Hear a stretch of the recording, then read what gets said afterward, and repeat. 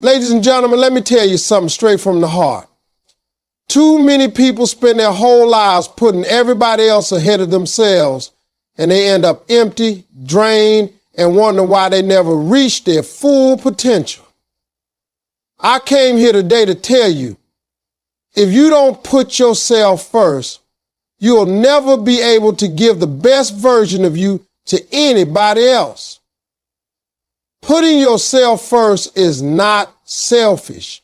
It's survival. It's how you preserve your gift, your energy, and your purpose. Ladies and gentlemen, let me tell you something real, something most people forget because life gets so busy, so demanding, so overwhelming. You cannot pour from an empty cup. I don't care how strong you think you are. I don't care how much you love the people around you. And I don't care how determined you are to keep showing up every single day. If you don't take time to fill yourself back up, eventually you're going to run dry. And when you run dry, you can't serve anybody, not your family, not your friends, not your career, not even yourself. Life is not about constantly giving until you're broken. It's about finding a rhythm where you give, but you also receive, where you work, but you also rest, where you push forward, but you also pause to recover. I learned this the hard way. There are times in my life when I thought being a good man meant carrying everybody else's load, solving everybody's problems, and being available for everybody at every moment.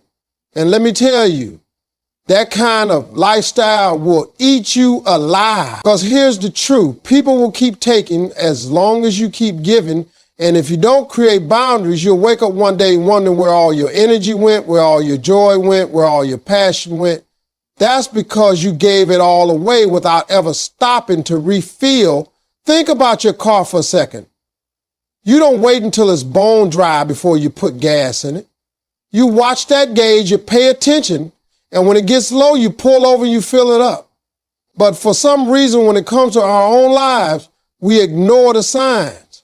We keep running on fumes, convincing ourselves that we'll be fine, when deep down, we know we're running out of energy, out of patience, out of strength. And the dangerous part about living like that is when you are empty, you start resenting the very people you're trying to help. You start snapping at your kids. You start feeling bitter toward your spouse. You start losing focus at work, and you end up frustrated with yourself because you're not showing up the way you want to. That's what happens when you keep pouring without refilling. But when you take time to pour back into yourself, everything shifts. You think clearer, you feel lighter, and you love deeper. You give out of abundance instead of out of exhaustion. So how do you keep that cup full? First, you got to prioritize your peace. That means setting aside time every single day, even if it's just a few minutes, to breathe, to pray, to reflect, to reconnect with yourself. The world is loud. Distractions are everywhere. And if you don't create space for peace, you get lost in the noise. Second, take care of your health. I'm not saying you need to run marathons or lift heavy weights every day, but you got to move your body, eat something that fuels you instead of drains you, and rest when you're tired. Sleep is not laziness, it's maintenance. Just like your phone needs to recharge, so do you. Third, feed your mind with things that inspire you, not just things that drain you. Stop consuming negativity all day long. Bad news, gossip, drama. That stuff empties your cup faster than anything. Instead, read something uplifting. Listen to something motivational. Spend time with people who make you laugh, who make you think, who remind you that life is still good. Protect your mental space like your life depends on it, because it does. And here's the part most people don't understand. Filling your own cup doesn't just benefit you, it benefits everybody around you. When you're whole, when you're rested, when you're energized, you're able to show up as the best version of yourself. You're more patient with your kids, more loving with your partner, more focused on your goals, more powerful in your purpose. People think putting themselves first is selfish, but the truth is it's the most selfless thing you can do, because when you're empty, you've got nothing to give. But when you're full, you can pour into others without losing yourself in the process. That's how you live, ladies and gentlemen, not by running on fumes, but by making sure your cup is always full enough to share. Ladies and gentlemen, one of the most powerful words you will ever learn to say in your life is no. I know it sounds simple, just 2 letters, but let me tell you, that word right there will protect your peace, save your energy, and keep you focused on your purpose. Too many people spend their lives saying yes to everything and everyone because they don't want to disappoint others, they want to look selfish, or they're scared of what people might think. But the truth is, every time you say yes to something that doesn't align with your goals, your values, or your peace of mind, you're really saying no to yourself. And the more you do that, the more you push your own dreams further and further away. I had to learn this lesson the hard way. I used to be the guy who wanted to help everybody, who wanted to show up for everybody, who wanted to fix everything for everybody. People would call me with their problems, their requests, their invitations. And I felt obligated to say yes every single time. But after a while, I realized I was stretched so thin that I didn't have time for myself. I was drained, exhausted, and resentful. And I started asking myself, Steve, when do you get to live your life? When do you get to focus on your own calling? That's when I discovered the power of no. When you learn to say no, you take back control of your life. No is not about being rude, it's about being honest. It's about honoring your time and energy instead of handing it away carelessly. Think about it. Time is the one thing you can never get back. You can lose money and make more.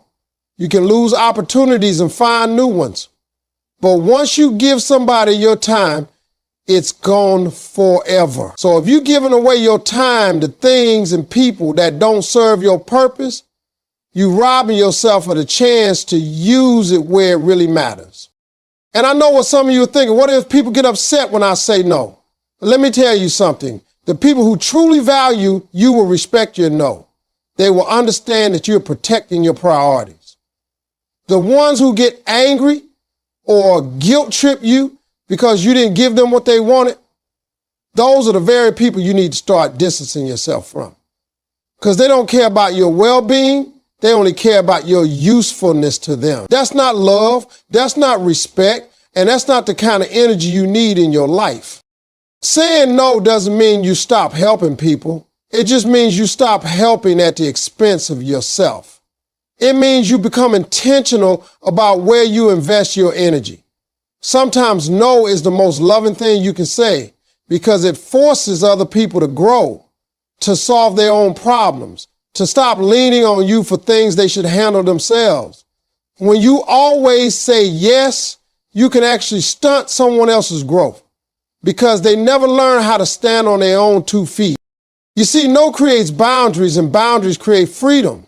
When you draw the line and say, this is what I will allow and this is what I won't, you're no longer controlled by everybody else's expectations. You stop being a prisoner of other people's demands and you start living life on your own terms. And once you start doing that, you'll notice something amazing. Your stress goes down, your confidence goes up, and your progress speeds up. Because now you're saying yes to the things that matter, the things that feed your soul, the things that bring you closer to the life you're meant to live.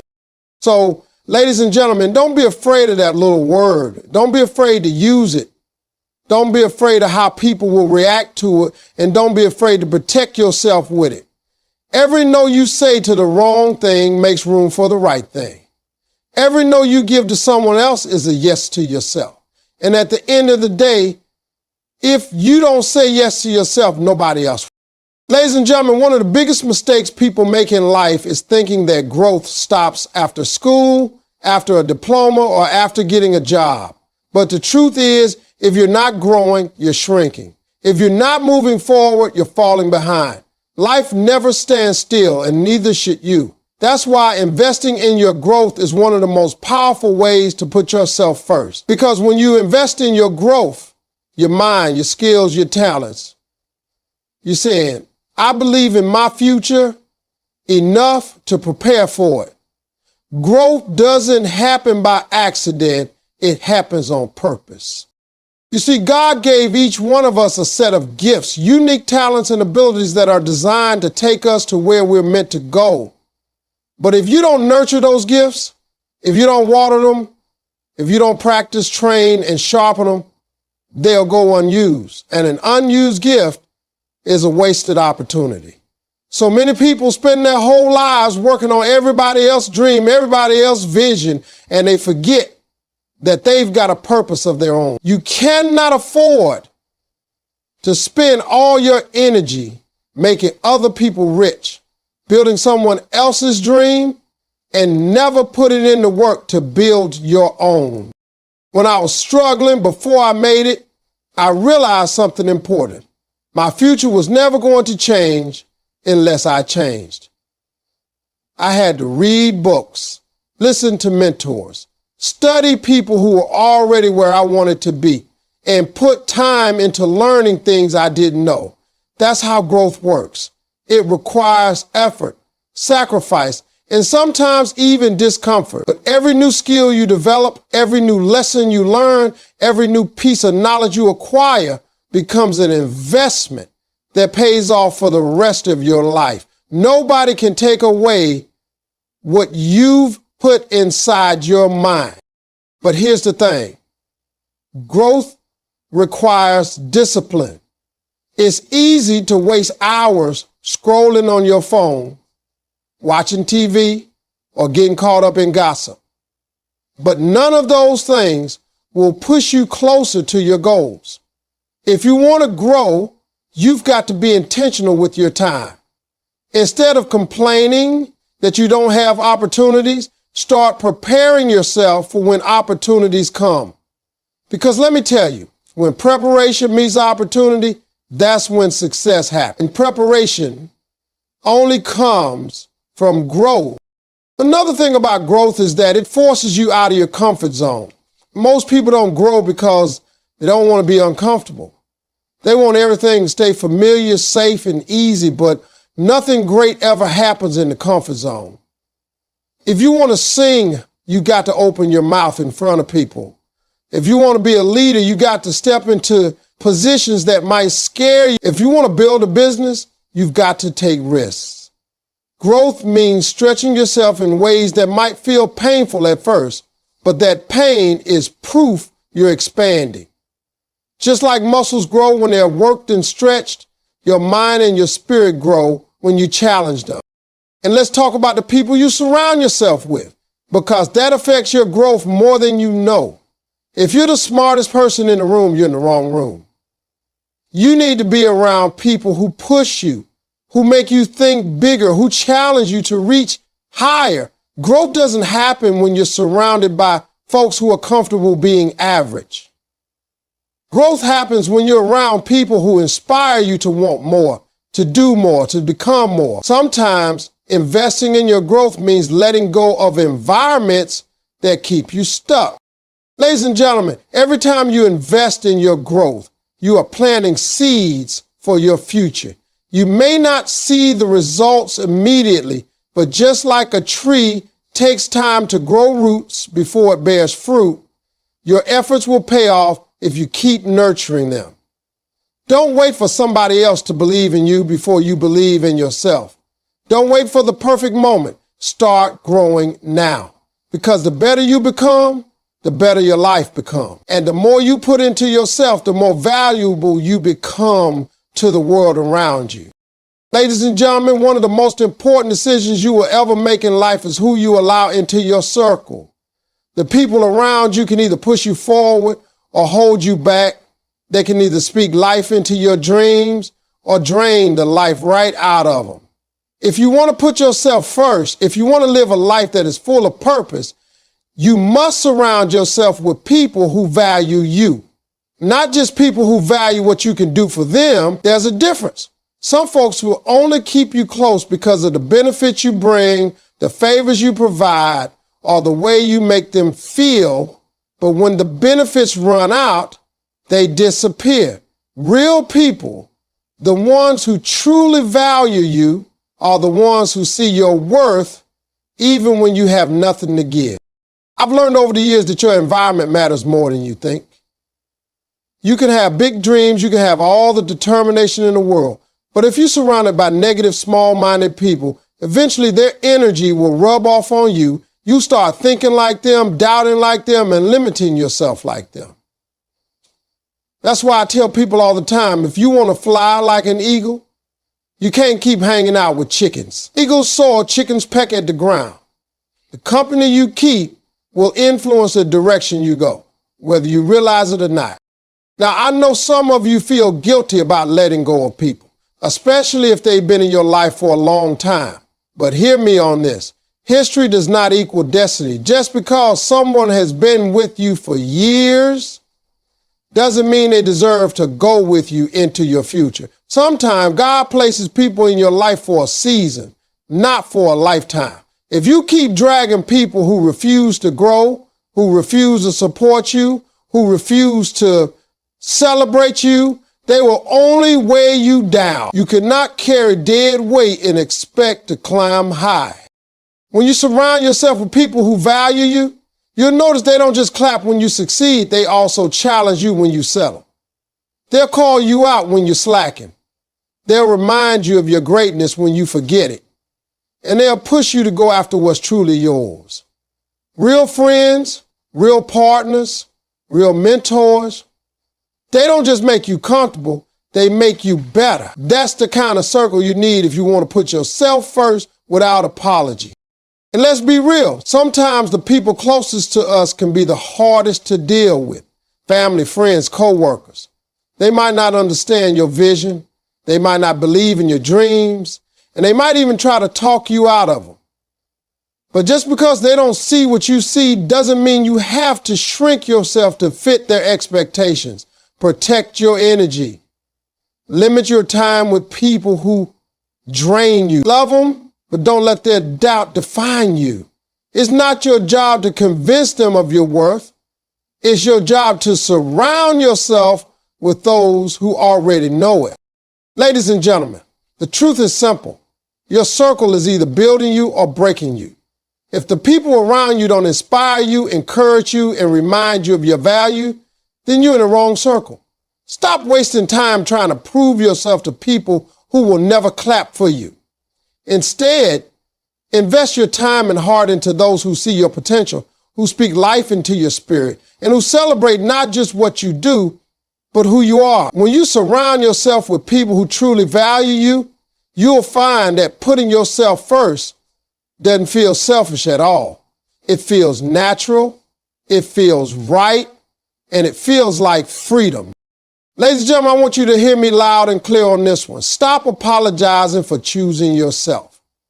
Too many people live their lives trying to please everybody else, walking on eggshells, explaining their every move, and shrinking their dreams so no one feels uncomfortable. But you were not put on this earth to keep everybody else happy. You were put here to live your purpose, to use your gifts, and to fulfill the assignment that God gave you. And that means sometimes you got to make decisions that other people don't understand. That means sometimes you got to walk away from situations that no longer serve you. And when you do that, don't you dare apologize for it. See, people get used to you putting them first. So when you finally decide to put yourself first, they'll let you being selfish. But let me break it down. Selfishness is when you take from others and leave them with nothing. Choosing yourself is when you protect your peace, your time, and your energy so you can actually be a better version of yourself. There's a big difference. But people who benefit from your sacrifice, people who benefit from you always saying yes, people who benefit from you putting them before yourself, They won't like it when you change the game. And if you're not careful, you'll let their disapproval push you right back into a life of exhaustion, guilt, and resentment. I remember a time in my own life when I was afraid to tell people no, afraid to walk away from commitments, afraid to let folks down. I said yes to things that drained me. I show up to places that I didn't want to be. I spend energy I didn't even have just so nobody could say I wasn't there for them. And do you know what it got me? Nothing but stress, sleepless nights, and regret. Then I realized something. The same people I was bending over backward for wouldn't think twice about telling me no if the situation was reversed. That's when it hit me. Why am I apologizing for protecting my peace when others don't apologize for protecting theirs? When you stop apologizing for choosing yourself, you take back your power. You no longer explain why you need to rest, why you're chasing your dream, why you're setting boundaries, or why you're saying no. You simply do it. Because the truth is, you don't owe anybody an explanation for putting yourself first.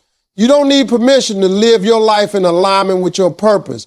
And the people who really love you, the ones who truly support you, won't need an apology anyway. They'll respect your decision, they'll cheer for your growth, and they'll stand by you, even if they don't fully understand it.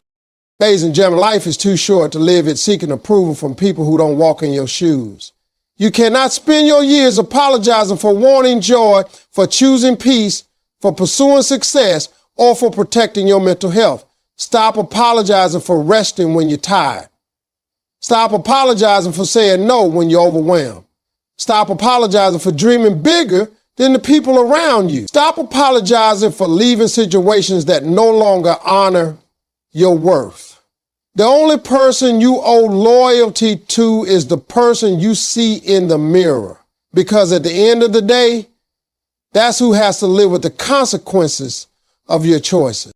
So I'm telling you right now, walk with your head held high and your spirit unashamed. Stop watering yourself down to make others comfortable. Stop explaining your every move like you're on trial. And stop apologizing for finally doing the one thing you should have done a long time ago, choosing yourself.